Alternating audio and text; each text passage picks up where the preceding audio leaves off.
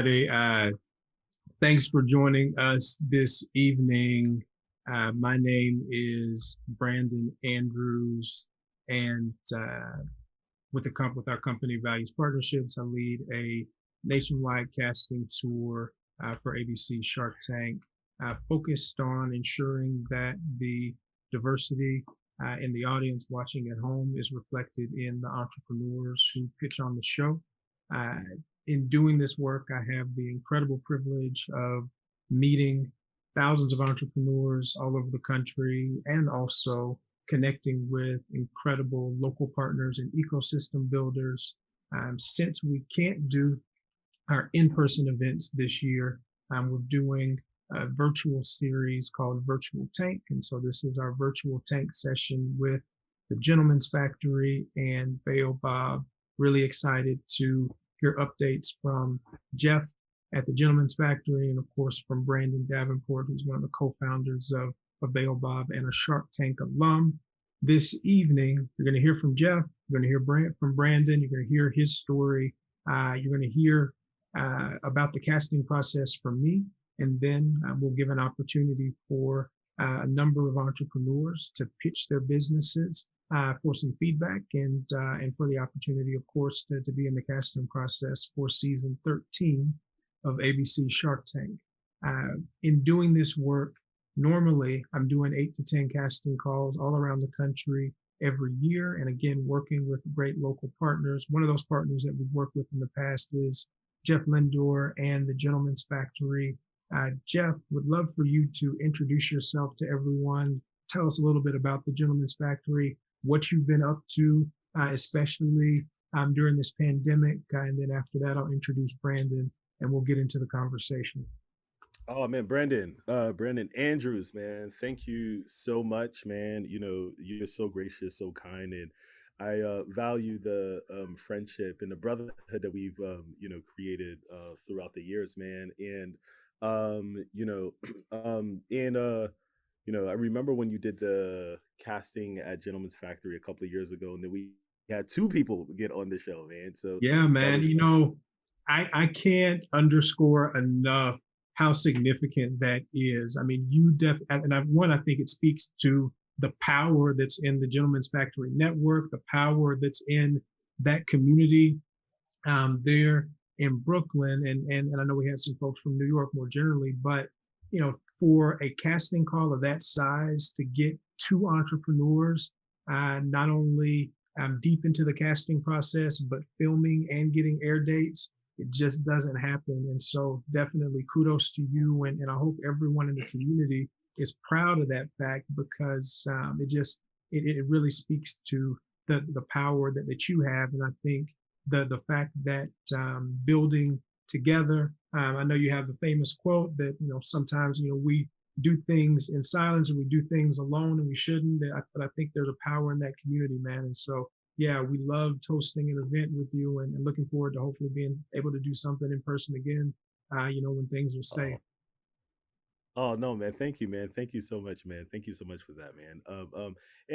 Things have been good at Gentleman's Factory. So obviously, COVID really put a monkey wrench in our plans for 2020 because we were looking to expand physically throughout New York City and the East Coast and eventually in the West Coast and beyond.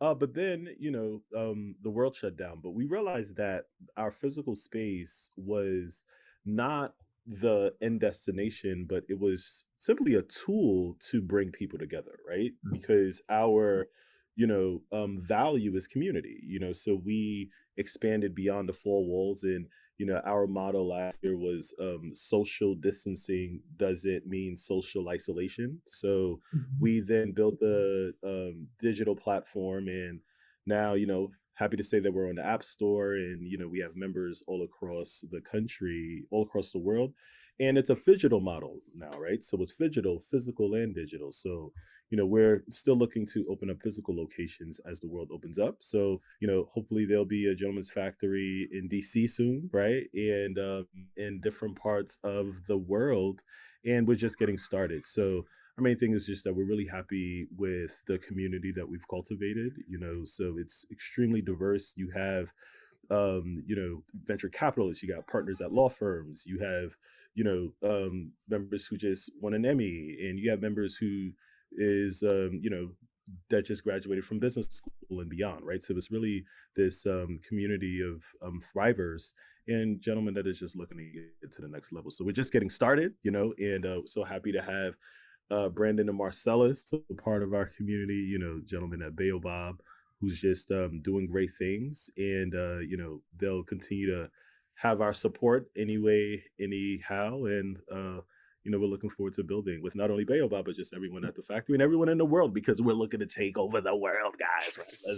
Let's do it. Right? Of course, of course. Well, man, definitely excited about the expansion opportunities, and let me know when it's time for Gentleman's Factory DC. Sign me up. Let me know what I can do to be helpful. Let me know if you need somebody to help move the furniture in, and help find the building, or whatever you need, man. I like roll up my sleeves. I'm happy to be helpful because I think it's a great Oh, space, and definitely much needed, not just in New York, but really across the world. So mentioned Baobab, we have one of the co-founders, Brandon Davenport, who is, of course, a Shark Tank alum. Brandon and his partner, business partner Marcellus, pitched at our Shark Tank casting call at the Gentleman's Factory and successfully made it through the gauntlet of the Shark Tank casting process and made it on the show and pitched their business. And of course, the business is still running and still growing. And so excited to have Brandon with us this evening. Brandon, how are you doing? And Going well. great stuff, man. Great to see you, and looking forward to hearing some updates on the business. But first, would love to hear from you. What made you start this company? What led to Baobab now being a thing, and of course having been on Shark Tank? Yeah, for sure. Just, I mean, one thing. This is the first time I actually heard. I guess it makes sense. I never realized how unprecedented it was to have two companies come out of like the same casting call to go into the show to go so far. So I didn't even like think about how like unprecedented that is and how cool that is. Yeah, I So mean, if you think about it, man, we get 40,000 applications, every yeah, year, and maybe have 120, 130 slots, just depending on on how many episodes get picked up per season. yeah.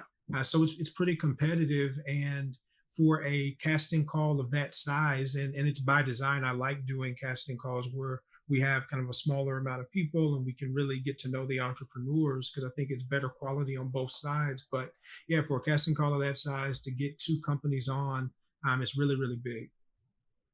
Cool. That's awesome. That's really awesome. Well, thanks for having me, inviting me on here. But yeah, so to answer your question about starting Baobab, I mean, the idea truly was, working in corporate America, and I wore polo shirts every day. I chose a polo style shirt as my go-to, item because I wanted efficiency, right? Like I wanted to not only like look good, but I had to like, be perform well at work as well. And so I could, wear the polo shirt for work or on weekends or whatever. Anyway, one thing that I realized quickly was it didn't matter how much money I spent on a shirt, whether it was a $200 shirt or a $10 H&M, they all failed in the same way. And so out of that concept, so Marcellus, my business partner, he was like, so this is our second business together. He came to me and was like, hey, we should start another company together. We should, go out there and do something. And I said, okay, I'm interested in doing this, but I want to solve an actual problem I'm having. I'm having a problem with polo shirts, and I want to create the perfect polo shirt. If you're down with that, let's do it. And he said, let's do it. So that's sort of how that conversation happened. It wasn't so easy from that conversation, that agreement, to make it happen. But we made it our goal to make the perfect polo shirt, and we were uncompromising with that. How am I on sound? Am I okay? Can you guys hear me? Okay, cool, cool. Yeah, we can hear you. you're Cool, cool, amazing, man. cool. Okay, cool. Yeah, we're uncompromising that because we knew that the world did not need another regular polo shirt. So we, that was essentially the step. We took that step and then we made it happen. Through, I don't know if you guys want me to go through the whole details of that, but that was in the gist of how the idea sort of came about, and and our determination, our mission, to create an undeniably better polo shirt. Yeah, well, I'm glad that you did it, man. And it's something that I say to people all the time, because for every one entrepreneur I meet three or four aspiring entrepreneurs, three or four people who want to be in business, who maybe want to be on Shark Tank, but they haven't started the business yet. Maybe they aren't sure what to do. And I tell them all the time, go through your week, go through your life, and identify the problems what are the things that are bothering you? What are the things that you wish were different? And come up with some solutions. And I guarantee you, if you go through a week of doing that, writing down those problems, and then on Sunday coming up with a couple of solutions for each one, you're probably going to have at the end of that week a couple things that might be worth exploring, building a business around. And those are going to be things that you are uniquely qualified to solve because of your proximity to the problem.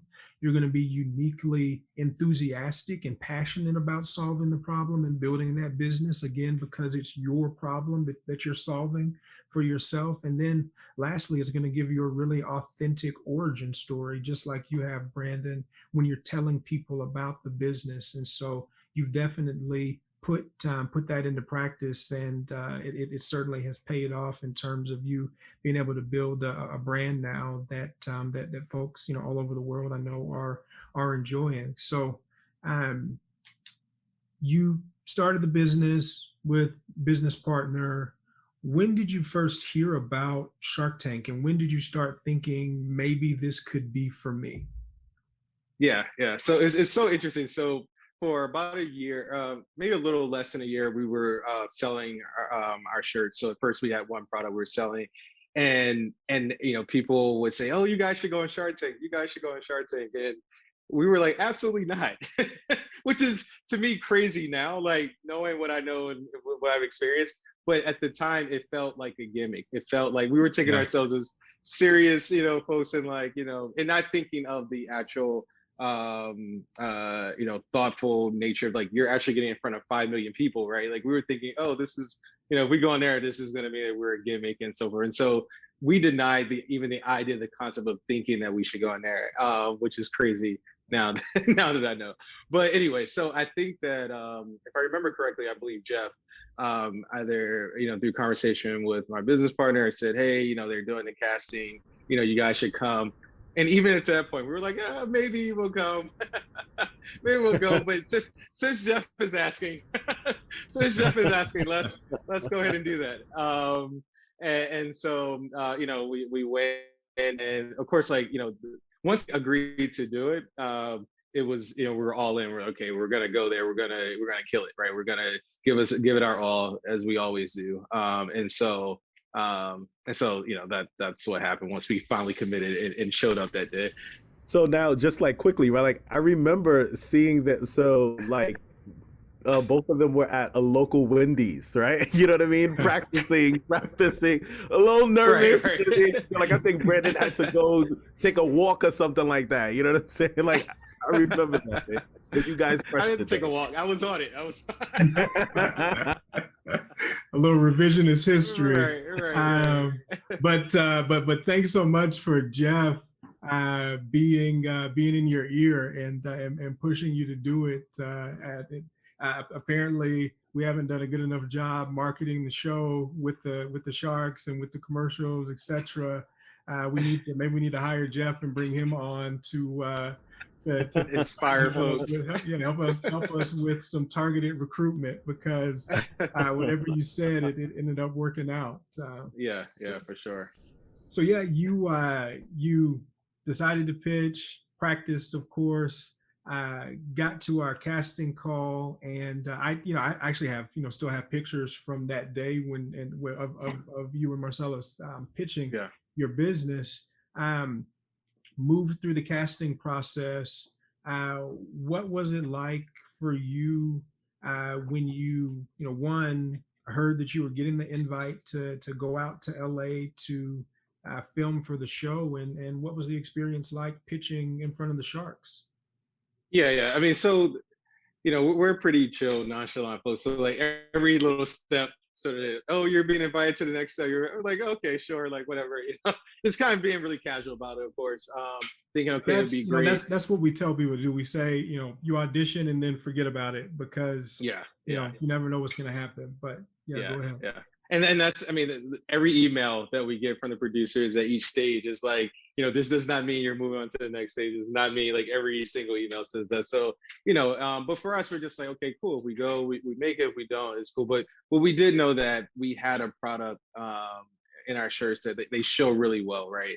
And so with the right enthusiasm, the right, sort of presentation, we knew that we had a great opportunity. We knew that we had a great business. We had a great product.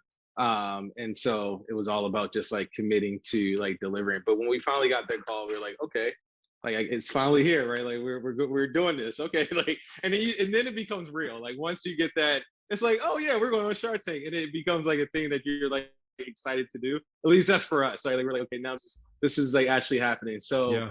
Again, it was all about the preparation and getting out there, and you don't quite know what to expect, but you just can control what you can control, and hope, and hope and wish for the best. And so, but yeah, it was an interesting experience. I would say again, like being timely with the like the communications back with the producers, it being to some degree, I mean, our level of being a showman, right? Like we think, somewhat helped the experience of showing, okay, this shows well on television. These are things that were going on in our mind when we were submitting each round for the, for the tape or for the casting process.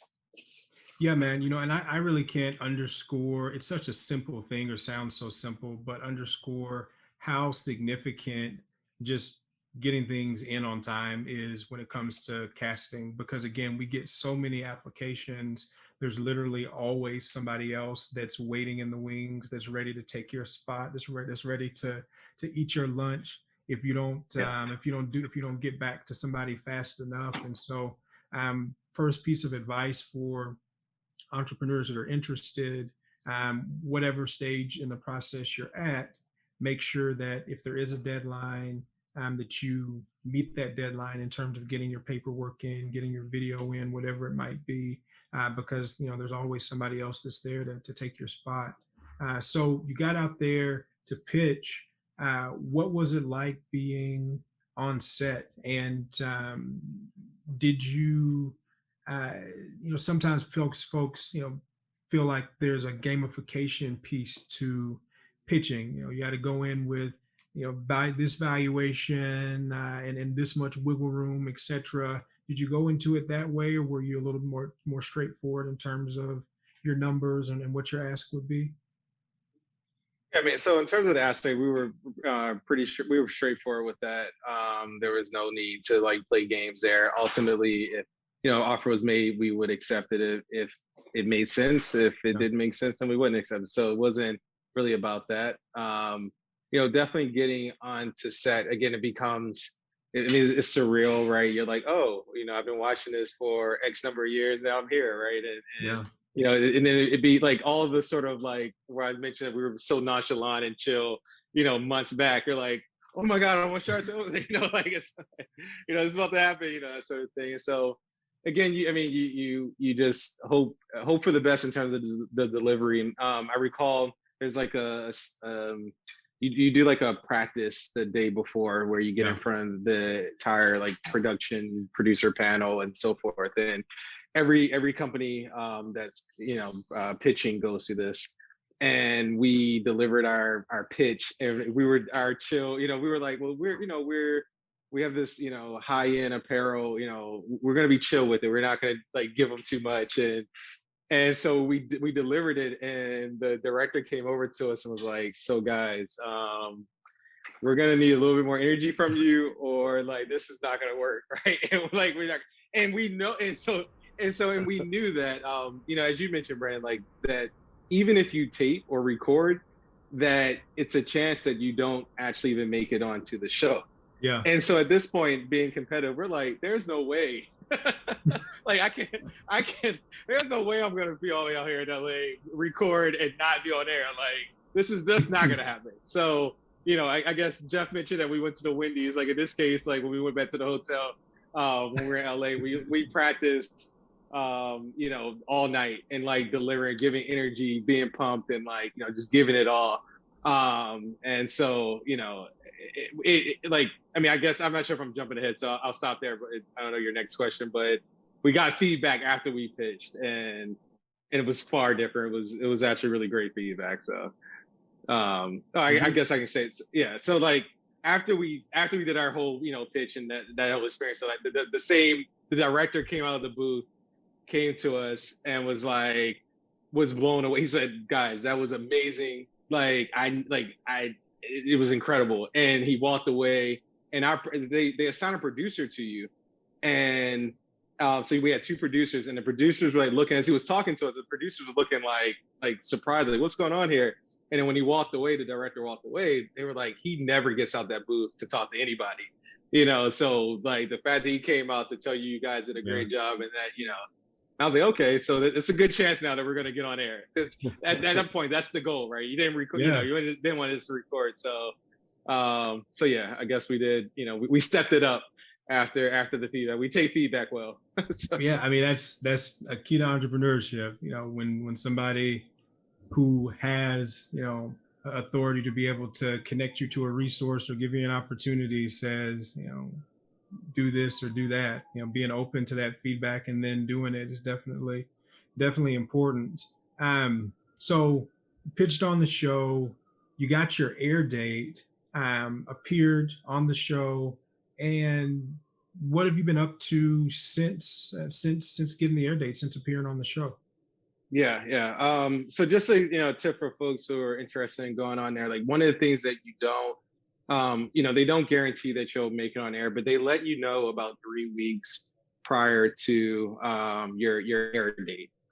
So if you're a consumer goods brand, that can be challenging if you have products, right? Because you have to have a lot of product in stock, and which is a great thing, right? You want to have a lot of product in stock, or product coming in quickly, but it doesn't give you a lot of time, for planning. So, I mean, it's not really much that you can really control there, but just know that, you have about 3 weeks of planning time there.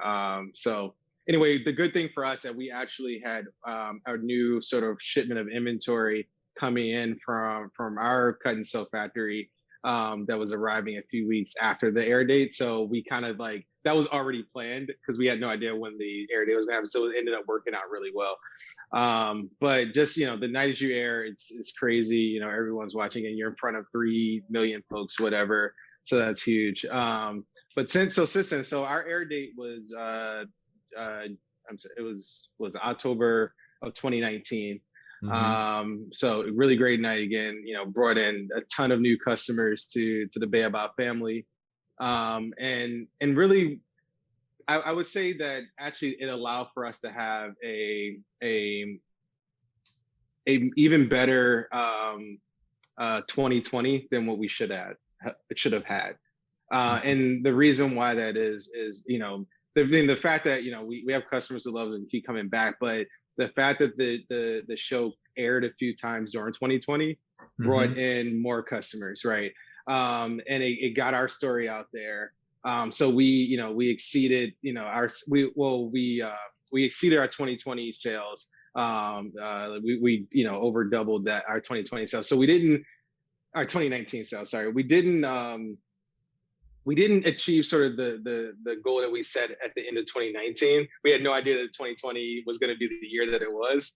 Yeah. So that made it a bit frustrating. But the fact of having the Shark Tank sort of exposure there really helped in at least allowing us to have a stable growth a year versus having a decline. So we appreciate that exposure there for sure. So yeah. And then in terms of what we're doing now and so we just closed an equity crowdfunding raise on a platform called Republic. Yeah. Thank you. Which was huge. So it meant a lot for us to do that because, like, there's various stages of growth in the company, and we see ourselves, being a $30 million company in a few years. And so what we wanted to do is, before we sort of work only exclusively with with private equity firms and so forth, like, we wanted to allow the regular everyday investor, the in our Baobab family, we wanted to allow them to potentially participate in the upside of our growth. So we decided to go that route first, of allowing sort of the unaccredited investor to participate. And that's the really cool thing about crowdfunding. Your customers can do it, your friends and family can just jump right in, and it makes it really easy for them to invest in you and your vision. So we just ended that. And then for this year, we have a lot going on. So we're working on releasing a new product, hopefully by, it's probably going to be like fall of this year. So we're doing the Baobab t-shirt. It's going to have a lot of the functions and features of the polo shirt, but it's going to be in t-shirt form. We're going to release some additional colors, Jeff, are coming out. So we're doing that with the Baobab shirt. And then we're looking at some giftable items as well. So like, more smaller items for the holidays. So we're looking at candles, and then also potentially like bookmarks, and so like things for education, reading, and so forth. So that's in the product place, or the product department. And in terms of beyond this year, we're looking at also a physical presence. So that's where the raising money with PE and developing that strategy. We're gonna look at a couple of permanent locations for Baobab, potentially starting in Houston, and going out from there. And so we're excited about that as well. So big things for Baobab coming. Yeah. We've grown our customer base tremendously, which we appreciate. And the great thing too is that we have loyal customers. Like, if you go on our website and you see the reviews, and like, the fact, like, the people, they recognize like what we did and making an undeniably better polo shirt, and our commitment to what we call performance luxury, which is making clothes that perform for you, so you can focus on doing the things that matter most and dominating your hustle. So we're grateful for our Baobab family for sticking with us, especially during this like crazy year that we're still in, but we're coming out of, for sure. But yeah, we're really grateful for those folks who believe in us. So Yeah. Well, congrats on everything that you've done. One, starting the company. Two, getting that traction. Three, pitching. Four, being able to take full advantage of the air date, and now as you're looking at expanding in terms of your product line, and of course maybe even having a physical presence. Definitely, congrats on everything that you've done so far. I'm gonna go to the audience for a couple questions. But so, folks, if you have questions, feel free to raise your hand. But before we do that, my final question to you is, raise your hand, or you can also use the QA or the chat function if you want to drop a question there. But yeah, my final question for you though, Brandon, is this. What, if any, advice do you have for entrepreneurs that might be interested in Shark Tank based on your experience? I know you've shared a couple of pieces throughout telling your story, but is there anything else that you think would be helpful given your experience going through casting and being on the show? yeah, I think I'm an expert now, so I feel like I could coach any. I can coach anyone to get on Shark. No, no. Mhm. But no. So I mean, honestly, it like, you're just reminding yourself that, or remembering that it's a television show, right? It's all about showmanship and production. So think about that. Be your authentic self though in delivering as much as you can, but just recognize that you're there to some degree to entertain. Having a real business with real numbers. So I know there were a few folks who may have pitched that were still sort of in the concept stage, but before you go on the show, they're going to want to see a real business there. And as much as you can show off on your product. Again, like I think our shirts like showed well in that environment. So, that really helped us. But as much as you can show, then like demonstration wise or whatever, show that you're serious and that you know your business as well. Yeah. So 'cause they there will be questions asked. I can't remember how deep the questions were during the pitch, but there were quite a few questions. And if you know your business, if you operate right, you shouldn't have a problem being able to answer them. But if you're still serving this like concept stage, you're not going to be able to like go through your handout. So just have a strong sense of your business and perform well for the judges. So Yeah. Great advice. So question from Peter here. How long was the total process from deciding to go to the casting call to actually appearing on the show? okay, so deciding to go and then to actually or do the casting, I feel like it was like 5 days. It wasn't long at all. Like I think when Marcel was like talked to Jeff about it, so it was like we were like, okay, let's do it. But I think from the time, so I think maybe let's say the casting was it June, Jeff, or no? Am I mixing this up? Or April? Brandon would probably, or a little bit senior. Yeah. all of us are pointing at the other person. Like, I don't know. All of us were there. Brandon was like, "Yo, I got 1,000 different castings. How am I supposed to remember which one?" Right. But let's say it was May. I'm gonna say May. Let's say it was May-ish. Yeah, it was around this time of year. It was. Yeah. And then the actual the actual taping was in June.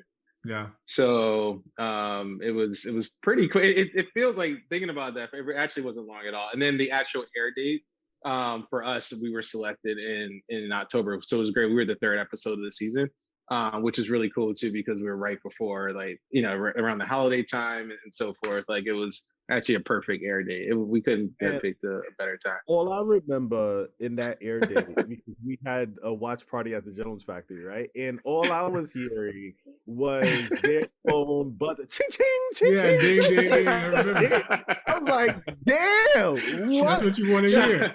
Right, that's what you want to hear that day, for sure. Oh, man. Shopify So know what they're doing. Yeah, right. It's such a psychological sort of thing. You're like, wow. So much. Yeah, Brandon was so happy that I don't know how he got home. Mind you, it was cold outside. He like, I think he took an Uber to Harlem, forgot his jacket. You know what I'm saying, right? Yo, till this day I've been rocking that jacket outside. You know what I'm saying? You know what I mean? Yo, thank you for wearing my size. Thank you for having my size. Right, not a problem. That's what we do. Yo, it's That's right what brotherhood is all about. That's what brotherhood is all about. Right. I know the ka-chings were keeping me warm that night for sure.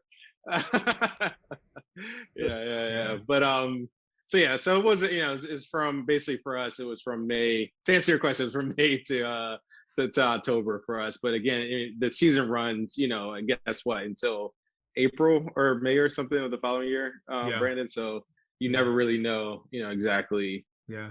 When you'll get on. I'll just give a quick overview of timeline, just so just for reference. So our casting season usually is February through July every year. Maybe we'll do a big event. Sometimes we do CES in January, and then every once in a while, if there's a big summer conference or something, we'll do something a little later in the summer. But basically February through July every year. We film the show twice a year in LA, June and September. So you got the first filming. So we call it pod 1, and then pod 2 is in September every year. The new episodes premiere in late September, early October. So whenever new episodes are premiering on ABC, whenever the fall lineup is premiering, the pitches that air don't air in the order that they are filmed. So for you, for example, you filmed in June, and then your pitch didn't happen until October. But there are people sometimes that film in September, and their pitch airs in October. There's also people that film in June and they don't air until the next March or April. So almost a year. So, but that's the basic timeline. The hope is that you get an air date that works. But honestly, whenever no matter what the Yeah, air there's date no is, control. you're going to Yeah. be in front of millions of people, and so you're going to get that Shark Tank effect, and it's going to be a good thing for your business. Um, Last question before because I know we want to save some time at the end here for our pitches, and this is something that we get pretty often. Did you have to file a patent on your product before you went on Shark Tank? That's something that I get often, but Brandon, what, if anything, did you do from an intellectual property standpoint? And then I'm also happy to add in some of my thoughts as well. Yeah, I mean, so for us, when we appeared on Shark Tank, we had a provision patent filed on our or on our shirt, but the collar specifically. Mhm. So I mean, and then I believe that during the whole, it's been like a couple years now, but I believe throughout the entire process, they're always sort of asking for that type of information, right? So like, do you Yeah. have a patent? Like, your even like how you're filed as a corporation, that sort of thing. Any of the intellectual property, trademarks and all the other stuff. So Hmm. they're asking for all of that up front. I so here's, I mean, just from my recent experience we're trying to follow like a few different things and patents. I would encourage you, if you have a patent, or you have a product that can be patented, or have a patent, whatever, to do so, before, actually before selling, um, for a few reasons. But before going on the show, and it has nothing, and I'm not even giving that advice because of the millions of people that could potentially steal it. Like, you'll think about that or whatever. I don't know Brand's opinion, but there's to my understanding, there's a clause with the patent office that if you're selling for X number of years, then your product cannot, I think it's like 2 years or 24 months, you can actually not obtain a patent on your particular product. And so, because it's already commercially available for folks. And so I'm not a lawyer. I don't pretend to be one. I don't play one on TV. So definitely talk to your own patent attorney, talk to your own attorney, and have that conversation. But that's one of the things that came up in the conversation I had recently, that I was like, oh wow, I don't think a lot of people know that. So I'm sharing that with folks. And so you do with that as see fit. Yeah, it's definitely a balancing act because, as you know, Brandon, having gone through the process, it can be expensive and time consuming. And as a startup founder, you have limited resources, both in terms of your personal capacity, hours in the day, and also in terms of the money, the capital that you have to be able to expend. I think if you think you have something there, from a patent standpoint, it's worth doing a patent search, which, whether you're doing that yourself on the USPTO side, or whether you're hiring somebody, or have somebody doing a quick search to see, is there something there. I think it's definitely worth doing. From the show's perspective, there's no requirement that you have a patent. However, in terms of being able to demonstrate traction for your business, patents do have a value. And so there have been times where entrepreneurs have come into the tank and they had a patent, and the shark just asked, I just want to buy your intellectual property. I just want to buy this patent from you.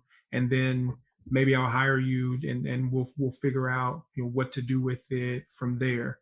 There are other instances where maybe the business didn't have as much traction from a revenue or from a sales standpoint, but because the patent was there, because there was some intellectual property protection, the shark said, I'll take a bet on you, because I know that with this patent we have some time to kind of figure out how to best position this in the market, and to bring my resources to bear to put behind what you've done so far. And then there are other instances where folks come in without a patent, and they say, hey, I'm first to market. I've got I've not only built this thing, but I've built a community around it, and the community's interested in supporting me versus supporting somebody else. And so that's creating a moat around my business, and it's creating some defensibility for me in my business. And so it's really a case by case thing. But the basic advice that I always say is, hey, make sure that if you think something is there, do the search, and then kind of figure out based on what resources you have whether or not to move forward with something more significant from a patent standpoint. But definitely a great question, and a question that I get pretty often. So, Brandon, thanks again for sharing your story, the Baobab story, and for telling us a little bit about your experience on the show and also what you've been up to. Now we want to hear some pitches from some entrepreneurs from the Gentleman's Factory Network. So first up, I'm going to have Adam Smith come up and join us on stage. Here's what we're going to do. I want to hear problem, solution, market opportunity, traction, and ask from you. We're going to give you 90 seconds to do it. After you pitch, we'll give you some feedback, and then we'll move on to the next person. We'll try to get through a few of these before we sign off for this session tonight. Here's what you do: give us your full name, the name of your business, and then you can take it away with your pitch. All right, hello, gentlemen. My name is Adam Smith. I'm the founder and CEO of the Observable Universe, the next generation streaming marketplace for independent filmmakers and creatives worldwide. I'm here asking for $200,000 for a 5% stake in my company. Now, I'm what you call an aspiring filmmaker. I've helped produce music videos, corporate training videos, commercials, and of course, a TikTok or two. Now, I've always worked towards producing my own motion pictures that would compel audiences around the globe. Sounds easy, right? Wrong.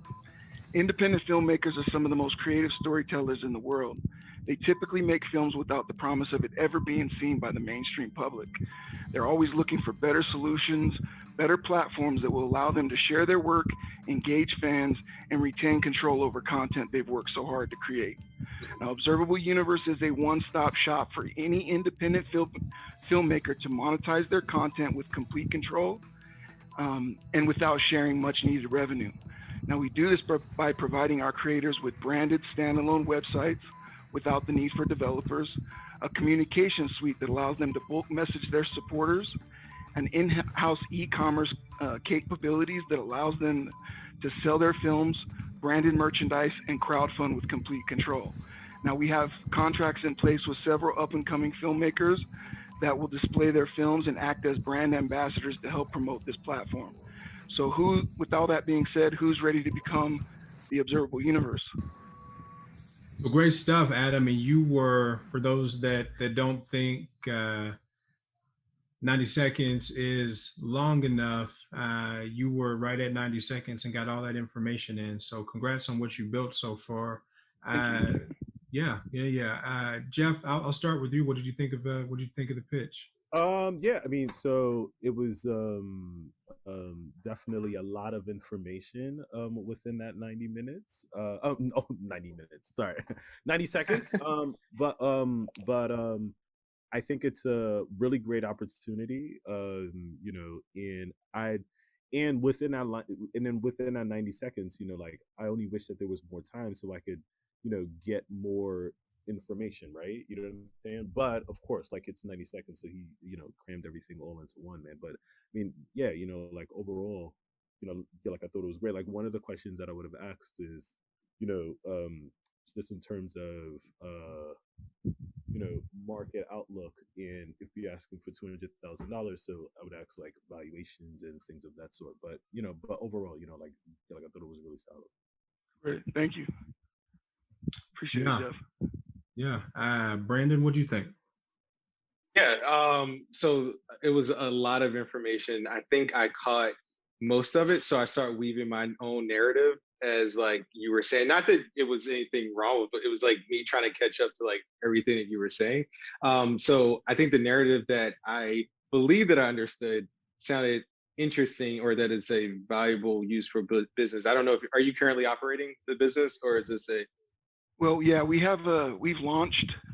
However, we aren't in revenue yet, just Mhm. because we're trying to get through that trademark stuff and submitting for any patents that we might be eligible for. So yeah, we're just kind of taking it a little bit slow and trying to just be prepared to go to market so that we have the best chance of winning.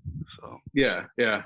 I don't know if like how the sort of I guess casting is different now, like now that it's virtual, but it would be helpful. I think when delivering this for the casting call to have some type of visuals, like help me kind of see what's kind of taking place a bit to take me on this journey, because it sounds as if like basically you're making it easier for content creators to get their stuff out to market and like where they're not like where they have contracts and everything like sort of buttoned up end to end.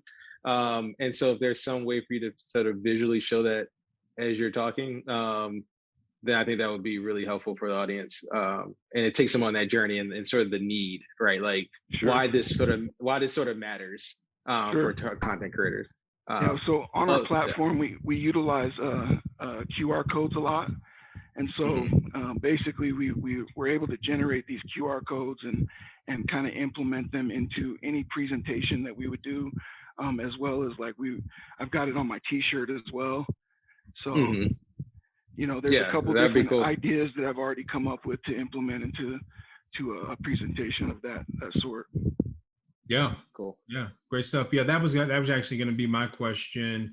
Where were you at from a traction standpoint? But you've already answered it with Brandon there. Adam, congrats again on what you built so far. Looking forward to seeing your business grow. Going to move Thank you you. back down to the audience and bring up our next entrepreneur to pitch. So we'll give you 90 seconds. Give us your name of your business, and then you can take it away. Okay, so my name is Theo Maslon. My business name is Eat Nam, and we're looking for 25 million for a 5% stake in our company. Eat Nam is a culturally diverse media brand and marketplace focused on food and entertainment. Two problems currently exist in this space. There are no digital food media platforms with a sizable or accurate minority representation, and there is no platform in which food users are able to purchase what they see. Eat Nam is not only the first ever minority and food media company, it is also the first to emphasize inclusion in every aspect of our business. We find local, authentic restaurants and food creatives with a story to tell and showcase their story on our platform while providing businesses and consumers alike an opportunity to sell and purchase these products no matter where they are located. With this platform, small business restaurants can gain exposure while benefiting from lower packing and shipping costs. Consumers are able to purchase products that they normally would not have access to. With direct access to an abundance of restaurants and food creatives, we control the narrative in food media in a way that no other company has ever done before.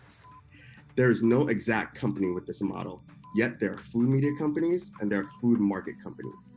Seamlessly merging the two makes our model valuation easily 1 billion. There's no mistake that getting on at the ground floor of this disruptive company would be monumentous.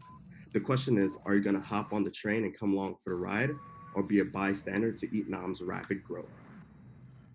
All right. Thanks so much, Theo. Great job with the pitch. So we'll start with Brandon this time. What do you think of the pitch? Yeah, I mean, I thought the pitch was good. It took me through the story of like the problem and what you guys were solving for. I think immediately when you first like said what you were asking for, it stuck me there for a second. It got me stuck there for a little bit. So I had to catch back up to kind of what you were saying. And so I would guess so. I don't know, Brandon, really quick. Are we asking sort of questions about their pitch, or are we just giving sort of feedback? We can ask. Like, You know, we're not going to pick on you, Theo, but on the valuation, yeah, on the valuation piece, though, I think it's important to talk about what's like realistic from a Shark Tank perspective. So, if you wanted to be on Shark Tank, coming in asking for with that ask, it's just not realistic. Generally speaking, you're not going to. There's been a small amount of entrepreneurs that have come into Shark Tank and gotten $1 million. And in every one of those cases, I think they were able to get all of the sharks. So all five, six, however many sharks were in the tank at that time, they were able to get all the sharks to come in on the deal together and put up that $1 million amount. So asking for that amount. Now, if you have a funding round that is 25 million total, and you're wanting to get a chunk of that from Shark Tank, that's fine. But going into Shark Tank expecting to get a check of that size is just unrealistic. That's not going to happen in the tank. Um, in terms of amounts for Shark Tank, the average amount is probably around 300K in terms of what the ask would be in terms of amount of capital, and valuations are gonna vary, but somewhere around 300K is the average. There's always people that come in asking for less, and always people that come in asking for more than that. But the bigger thing with the valuation, even beyond what you could reasonably expect to get from the sharks, is being able to support that valuation with traction for your business. And so whether that's intellectual property, whether that's sales, or whether that's revenue, everyone from a startup valuation standpoint is going to be using multiples of revenue, multiples of sales, et cetera, to get to the valuation. So there's nothing wrong with projecting. However, saying that there's a valuation of $1 billion for something that hasn't fully gotten off the ground yet, that's going to be a non-starter. However, that doesn't mean that there's not a place that you could find from a valuation standpoint and from an ask standpoint that might work for the show. Does that make sense, Steve? Yes, that makes sense. Yeah. All right. And again, not picking on you there, but just want to make sure that we have expectations in the right place in terms of the show and what we could get from the show. Outside of that, though, I thought the pitch was super interesting. Jeff, would love to hear what you think about the overall concept. And I know Jeff, you have over the past few years become a master from the media standpoint with all the hits you've been able to get from the Gentleman's Factory, and I know you're producing some of your own content now as well. Would love to hear what you think about this food media concept. Yeah, I think it's a great I think it's great. Like I don't know any food, I don't know any black or brown company that focuses on food, but food is a part of our culture. Like it's a part of the fabric of who we are, right? So I think that there's a huge market opportunity there. So yeah, I mean, so yeah, like I think that it's a really great concept. But like starting up with the 25 million, like that did too kind of just say, well, so then starting that high with that, then now I'm trying to find, okay, so what is it that you know, is like LeBron a part of it? You know what I'm saying? Right? It's like, but outside of that though, I think that I would definitely love to give some capital towards that, especially the way Theo was talking about it. And like one thing though that I would say, because like I know that there's one more, is that Theo's confidence level with that 25 million though. You know what I'm saying? So he was like, listen, 25 million. Anyway, so like what I was saying, I was like, damn, okay. So that's what we want, right? Though, because like believe it or not, one of the biggest issues we have at casting calls is people either not making an ask or not making the ask confidently. And so, Theo, for you, you've definitely checked that box, because over and over again, you can ask any of the producers we work with. We have people that come in, they'll be passionate, they'll talk about problem, solution, traction, market opportunity, and then they'll try to like shake the producer's hand and leave without making an ask. And the whole point is an opportunity to make an ask to the sharks. And so I know sales don't come naturally to everybody. People very often have an issue assigning a value to something that they've created, or even assigning a value to themselves, which is why salary negotiations are uncomfortable for a lot of people. But yeah, that's one of the biggest issues that we have. But that definitely isn't a problem for you. So you've checked that box, Theo. So that's Thank you. that's great stuff. Yeah. And as I an am definitely going to be investing in Eaton Up, right? yeah, Because I'm investing in Theo, because that type of confidence level, I love it, man. yeah, man. Yeah. So great stuff. And for both for you and for others that we're having pitch and others that are viewing this session, I'm happy to connect, and feel free to reach out to me. You should have my contact information from RSVP and for the site, but would love to, specifically for you, Theo, just take a look at what you have, and maybe help as you think about putting this concept in the best position for success from an investment standpoint. Maybe help massage what you have to get it to that point. But yeah, thanks so much for coming up and sharing what you're working on. And yeah, would love to see the media platform become a big thing.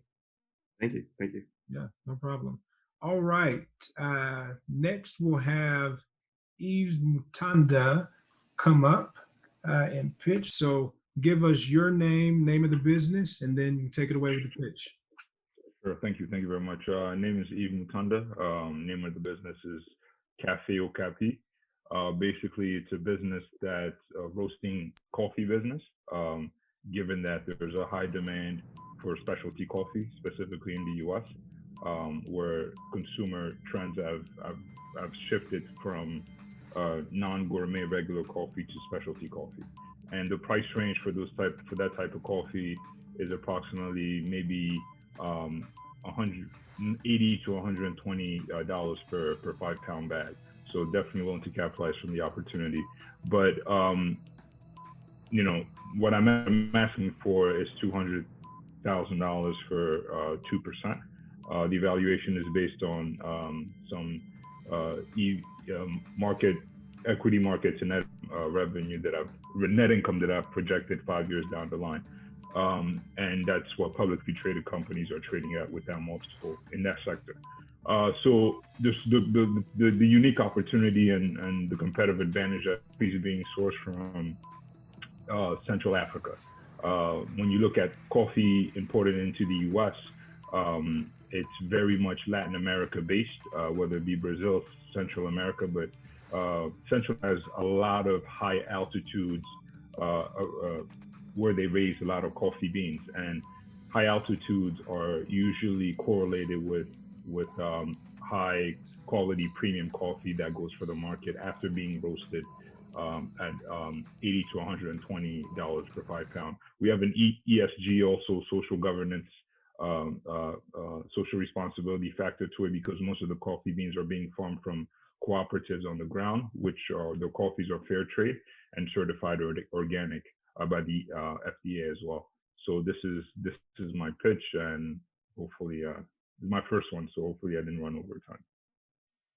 All right, thanks so much, man. Congrats on what you've done so far. My first question is going to be, where are you at in the development process for this? So are you currently growing? Are you? Yes. So I found a specific supplier. About coffee. As consumers, we don't really know the process. Especially me as a consumer, I didn't really know the process until I really studied it. So the suppliers want you to make an order 6 months in advance. So I have a potential supplier that will to supply me by the end of the year. So the capital will go towards CapEx, the roasting machine, because what I'm doing is instead of importing the beans and selling it, I'm actually doing some value addition to the beans. So the capital is going to go stir and some inventory in the form of coffee beans. Okay, I got you. All right, Jeff, what'd you think? Yeah, like I think it was great. Like I was just one thing that I'd recommend is like I was trying to better understand the model, like the actual business model, and then yeah, like I know that it was really short, right? So but for because Eve is super brilliant, and he was speaking very high level, which is great. But like, I just wanted it to be in like plain language so people like me can understand it a little bit clearly, you know. Yeah, I mean, but overall, Bill, like, I think it was really good, man. Great job, yeah, like especially for your first one too, man. You know, I'm proud of you, bro. Yeah, yeah. What about you, Brandon? Any thoughts on the pitch? Yeah, I mean, so I love all things coffee. I love all things coffee from Kenya. Um, so definitely great direction. And I would say, like, for coffee, it's a drug, right? Caffeine's a drug. So definitely, something that you'll always sort of have customers with that. I was having, in terms of your pitch, I was having a hard time understanding the actual business model itself. So being able just to be able to communicate that more effectively. Of what you're actually doing, then like the value add. I don't know if you were kind of keeping that tight lip because there's an audience, and but you have to tell your business too. So like figuring out that, and then also your valuation again. Valuation is the hardest thing to. I mean, one of the hardest things when you're pitching, right? Like, how do you like value your idea, or even when you are so pre-revenue, how do you value your idea? When you actually have some traction, like how do you place a true valuation that people will be interested in participating when you're so early on, right? Like when you have a track record, it's much easier to do so, and there's like multiples and like a playbook for that. But at early stage, it's hard. So, but I would spend a little bit more time. I think for each of the folks that have pitched already or will be pitching, is to think about maybe not tonight. Don't change your pitch, but to think about how you really define and come up with your true like valuation of what you're asking for. And it's not going to be for Shark Tank. I mean, as Brandon mentioned, like it's not the same as as sort of a VC round that you're raising, right? You're not going to come in and ask the same thing. I guess if you're raising a larger round, they can participate in that. Brandon, so that's available. So just think about that as and then also the difference between consumer good raise versus a technology raise is much different. So don't allow the media to sort of confuse you with that, because there's a lot of like hype out there and what's valuations and so forth. There's a lot of hype, and so anyway, I'll leave you guys. Brandon, you mean to tell me I can't believe everything I read on the internet? You cannot believe everything, or what you hear on what's that app? I can't. Clubhouse. Yes. So, yeah, everybody's an expert. I'm like, really? Everyone's an expert.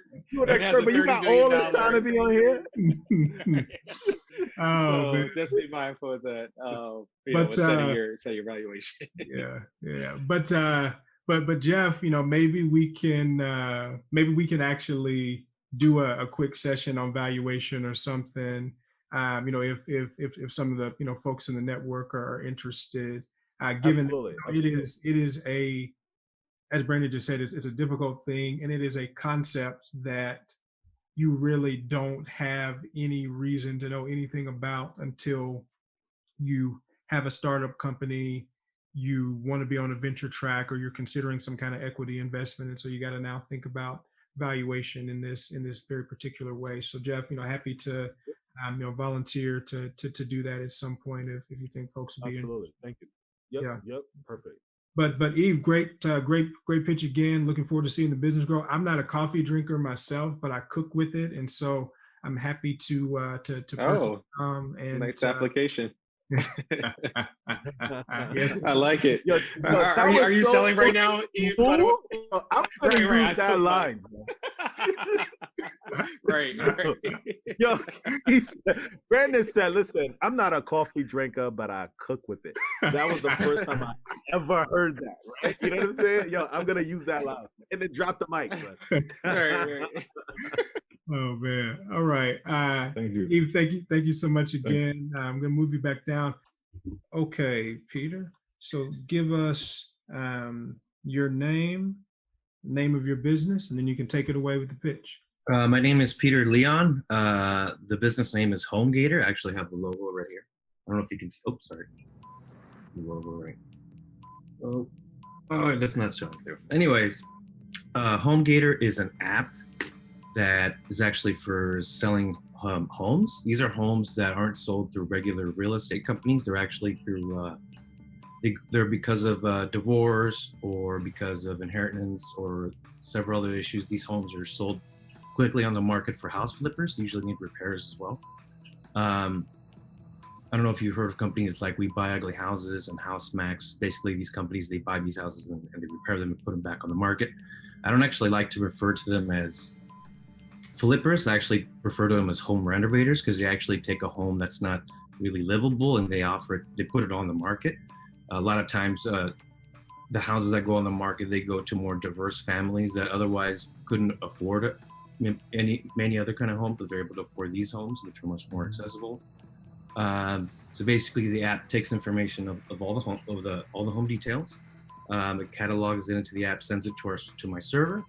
It connects to a service called Zillow, which tells you how much the home is potentially worth at that point. It doesn't tell you how much profit there's going to be when they sell it, but at least I know how much it'll be worth. And then I take all this catalog of houses and I send them to the home renovators. And they're basically able to go through the list of all the properties and choose the ones they want. Currently, there's a $20 fee per property, but in the future, it should be a percentage of what I think they're going to make on the house, which I don't have enough data to know just yet, but I will in the future. There's an algorithm that actually matches the buyers with the best sellers. So if you're selling a home in a certain area or has a pool and you know that buyers are more interested in those properties, they'll be able to offer more for that property. Just real quickly about numbers, there was 60,000 homes 2 years ago that sold this way. Last year it was 75,000, and this year it's estimated to be 100,000 homes. And I was asking for 100,000 for 25%. All right, thanks so much. The app itself is actually built and working and tested. Great. So is it available on an app store now, or is it still in beta in terms of testing? It's in beta. I actually I had some meetings with some home renovators before the pandemic. It became a little difficult to meet with them during the pandemic, so I've been focusing on just doing some improvements to the app. I had to actually update the Android requirement for it. There were some changes I had to make, but it's basically ready to go. The only thing that I would need is really just marketing so that home sellers know that the app exists for them to put their home on the market through that method. Okay. Good stuff. Well, definitely interesting concept. And if there's a way to, I always see, the We Buy Ugly House billboards and, signs and placards all over. But if there's a way to take that analog process and make it digital, I think it may have some potential. Jeff, what do you think about it? Yeah, like I think it was really great, so just some feedback on the pitch. It was a bit choppy in a sense of like it's like you have such powerful information, like what you're doing is like so powerful, right? So one of the recommendations is just to put together the story so that it could flow a little bit smoothly, because then now even towards the end, you were like, oh yeah, and like I'm trying to raise $100,000, right?